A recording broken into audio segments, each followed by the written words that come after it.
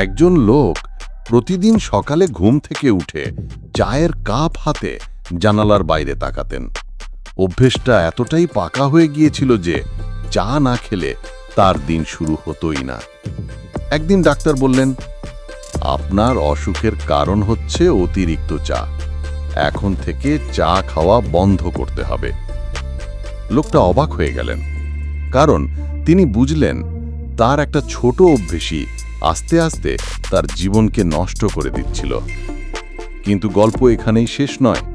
চা বন্ধ করার পর তিনি নতুন অভ্যেস গড়ে তুললেন, প্রতিদিন সকালে হাঁটাহাঁটি আর বই পড়া। ফলাফল, কয়েক মাসের মধ্যেই তার শরীর মন পুরো বদলে গেল। বন্ধুরা, মোরাল অব দ্য স্টোরি কি বলছে? মানুষের জীবনকে বড় কোনো ঘটনা নয়, বরং ছোট ছোট অভ্যেস গড়ে তোলে। মনে রাখবেন, ভালো অভ্যেস আপনাকে সাফল্যের দিকে টেনে নেয়, খারাপ অভ্যেস আপনাকে ধীরে ধীরে অন্ধকারে ফেলে দেয়। আপনার প্রতিদিনের কাজ, আপনার নিয়ম, আপনার অভ্যেস, এগুলোই আপনার ভবিষ্যৎ তৈরি করে। তাই আজ থেকেই খারাপ অভ্যেসগুলোকে না বলুন এবং ভালো অভ্যেসের সাথে বন্ধুত্ব করুন, কারণ শেষ পর্যন্ত আপনি আপনার অভ্যেসকে বদলাতে পারলে অভ্যেসই আপনার জীবন বদলে দেবে।